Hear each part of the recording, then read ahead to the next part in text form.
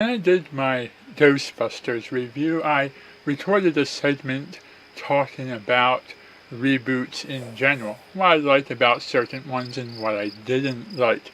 The video ran over time and I had to cut some stuff out. This is a refinement of that with a few additionals. As far as reboots go, there's a lot of reboots that I've never seen and therefore don't really have much opinions on them. As far as Ghostbusters itself goes, it's had a number of reboots and sequels. My favorite is probably the real Ghostbusters.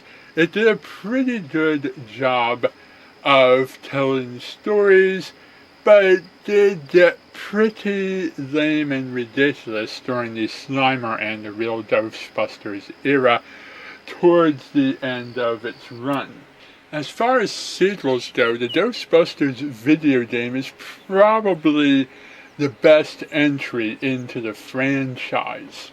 And then I would place the 2016 reboot third in line of the stuff that Ghostbusters has done as far as quality goes. Ghostbusters 2 might be a more quotable or more memorable movie, but as far as sequels go, as far as stories go, it had a couple of lame stuff and some ridiculous, silly moments that didn't work. As much as it had epicness to it, I actually enjoyed the 2016 reboot movie just a little bit more. Ghostbusters 2 has a few things that I still find just a little bit too silly. And Extreme Ghostbusters, while being a good attempt to keep the story going, really was taking a bunch of new characters and making them basically another version of Peter, another version of Egon, another version of Ray, and another version of Winston, with not much to differentiate their personalities in between them. And while it was nice to see a girl in the mix, and the original Ghostbusters did have a little bit more to do in the finale season of Extreme Ghostbusters, it really was a little bit more misses than it was hits, in my opinion, and the Ghostbusters video game told a much better continuation of the Ghostbusters series.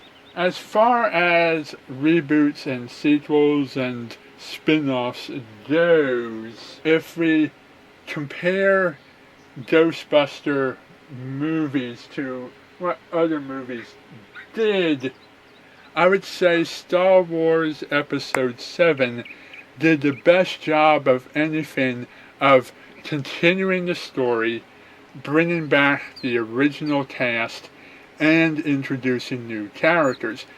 The Star Trek reboot did something pretty interesting in the fact that they took the original Spock and had him travel back in time, and his time traveling caused the unfolding of an alternate timeline that allows fans to know that we are no longer in original Star Trek canon. We are in a new timeline and things will unfold differently, and we're along for the ride to see how things will unfold differently.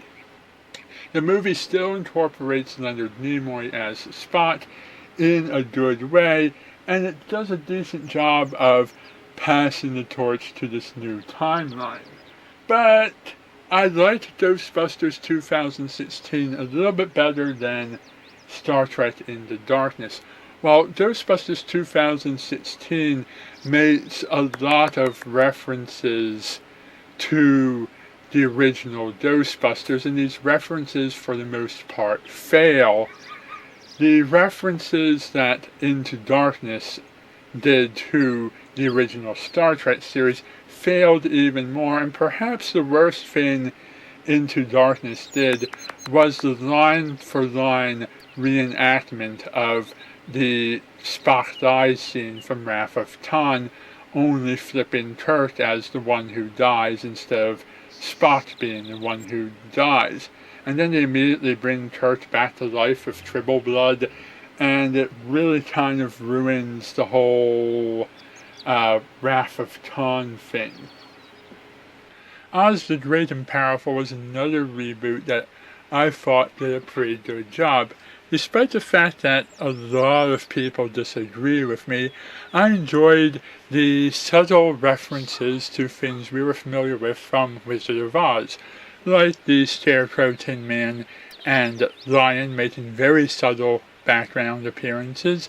The Horse of a Different Color was there, the Munchkins were there, the Witch's Guards were there, the Yellow Brick Road, everything was there, even right down to it starting off in black and white and small mini screen, and then expanding to the full-size screen in color. A lot of people had issues with the acting and the CGI, but these things didn't bother me. I thought they did a really good job of it. It was a great place to start what could potentially be a Wizard of Oz connected universe, much like Marvel or some of these other things. They're trying to do the same kind of deal. It would be nice to see them continue making Oz stories with the same cast, set in the same style setting, all in continuity to each other. I don't know if that's what they're going to do, but it has been quite a while since we've gotten another Oz story, so I'm not sure if it was popular enough a movie to warrant a sequel, although I could definitely see sequels coming from it. Another thing that I'd like to go on about is Thundercats and He-Man. Both of these got really great reboots that were very unpopular with the network and got canceled way before their time. They were very promising about what they did, and they presented their reboot content very well, reimagining all of the characters in new, interesting, and exciting ways, and fixing greatly the ones who were flawed and annoying. A rebooted series that I didn't like, however, was the Daniel Craig James Bond movies, because they took all of the fun and gadgetry out of James Bond and tried to play him up more realistic. I'm not going to watch any James Bond movies again until I see in the commercials and in the trailers James Bond using actual gadgets like he used to. When it comes to some characters like James Bond, Spider-Man, Batman, and Superman, these are characters that are constantly being rebooted. Same thing with characters like Scooby-Doo. They are simply around so long for so many decades that they get rebooted constantly, and nobody seems to have an issue with it. We know we'll get some good versions of these characters and some bad versions of these characters. I think Ninja Turtles did a really great reboot when they were on Nickelodeon. A lot of people look at the reboot as it's CGI and say, because it's CGI, it's horrible, and they dismiss it completely.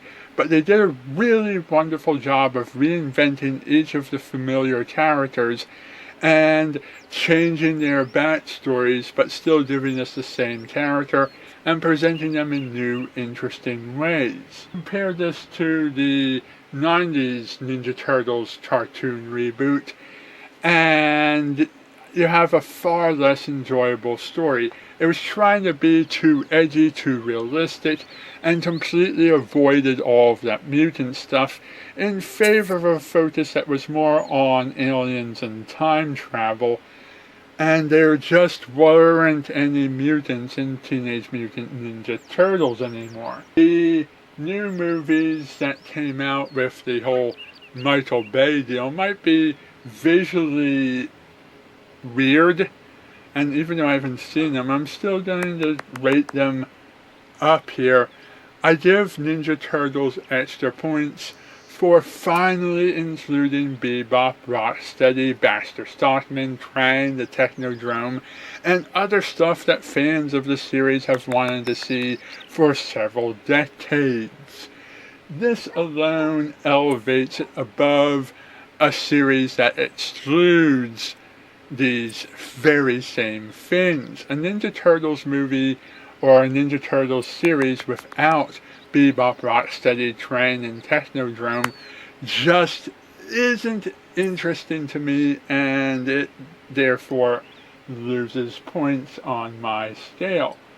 I don't know if Ninja Turtles would be better or worse than Ghostbusters 2016 because I haven't seen it, but it's already got a solid cast of characters which I think makes it better written than quite a lot of other reboots. Then let's take a look at what Jurassic Park did. Jurassic World isn't my favorite movie of the Jurassic Park series, but it does a few things right that the others don't do. It doesn't have forced references to the original Jurassic Park. The references are there, but those moments feel natural to the movie. It still mentions John Hammond, and it doesn't force in original cast members to force them to reprise their roles. It sort of mentions them in the script, and we don't have to see them put back into action. And it shows us where Jurassic Park would naturally have gone after being introduced in the movie series, and we get to see what it looks like as a publicly open, fully operational theme park. There were some missed opportunities in the fact that more lives weren't lost when the dinosaurs started attacking, and it was completely stupid that they would make this genetically modified super dinosaur that only had the genes from 2 other dinosaurs, and there wasn't enough creativity in creating this clone, this original dinosaur, when they could have really done something fascinating with it. But it had some nice stuff going into that story, and it didn't leave me as hurt and confused and disappointed as some of the other entries on my list. Jurassic Park 3, on the other hand, was a complete mess. It didn't need to be made at all, and it was just overall disappointing movie in the series, and they really should have stopped at Jurassic Park 2 and maybe jumped straight to Jurassic World years later. Jurassic Park 3 can be completely dropped from the franchise and not even miss it. Jurassic Park Lost World, for all of its flaws and even its weird title that has nothing to do with the Lost World book, was actually a well-told story, and I had fun taking the dinosaurs off the island and dropping them into the middle of the city during the last half of the movie. It just takes too long to get us to that last half of the movie. The returning characters made sense in this movie, and they had a point, unlike in Jurassic Park 3, where the returning characters were pointless. The returning characters were used well. Giving the returning character a daughter that was never mentioned in the original movie was sort of out of nowhere, and I didn't particularly like it, and she didn't add anything to the movie to make it interesting, and wasn't even needed for the last half of the story. The little callbacks to the original Jurassic Park are also nicer in Lost World, where in Jurassic World the Jurassic Park callbacks seemed a little forced and unnecessary and kind of out of nowhere. Overall, I think that reboots aren't good or bad. They're capable of being both.